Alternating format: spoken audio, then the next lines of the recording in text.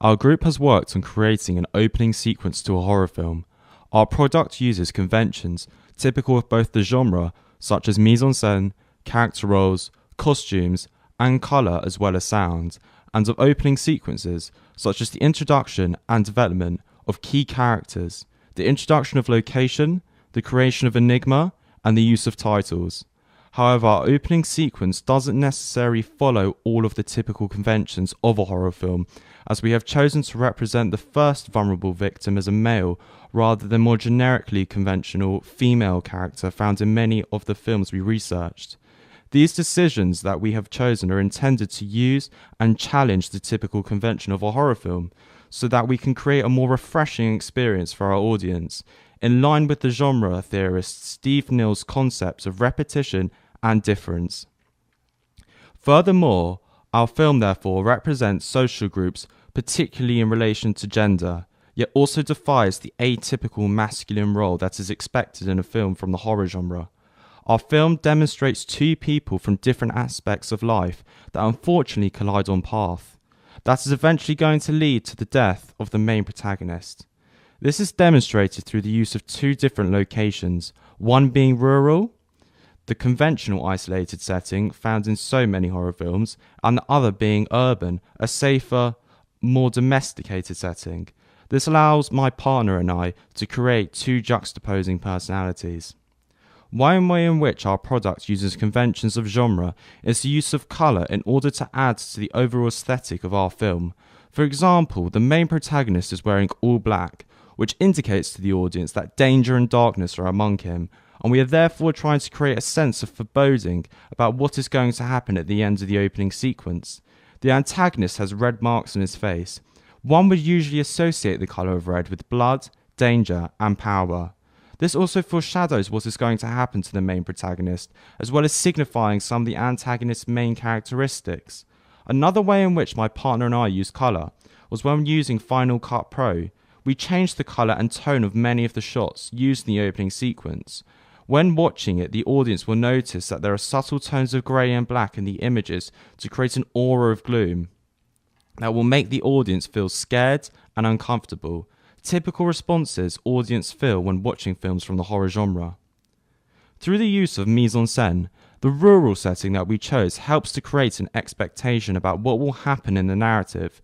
This is a convention that we discovered when researching about horror opening sequences and was found in films that we studied, including 11 Cloverfield Lane and The Ritual. Our setting indicates the genre from the outset, due to the dark tones that can be found in and from the fact that its isolation means that the protagonist is on his own, far from help. The urban setting that the protagonist starts off at tells the audience some of the protagonist's defining characteristics, such as his calm and collected behaviour. This behaviour is represented throughout until the antagonist is behind him. Moreover, his figure behaviour is minimalist, a convention that suggests a sense of lack of confidence, which is shown when he is confronted by the psychopath.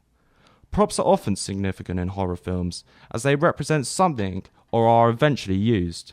For our film, we gave the antagonist a shovel, which represents his lack of wealth, yet also draws a connection to his lifestyle.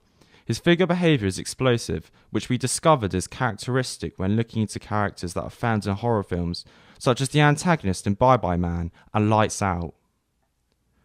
Whilst our horror film uses many of the conventions of the genre, it subverts others. Most notably, this can be seen by the fact that the victim that is usually killed at the beginning of the film is a vulnerable female, while our victim is male. The main reason for many directors wanting to choose a female for this role is because in the past, females have been associated with vulnerability and being easily seduced. However, due to equally unfair representations of men in this industry, when writing the rough storyline, we decided to create a vulnerable male instead. It has only been very recently that men are considered to be just as vulnerable, if not more so, as women. Through the conventions that we discovered when doing our research, men in horror films are often the main protagonists, and you'll often find that they are represented in a way that makes them look heroic.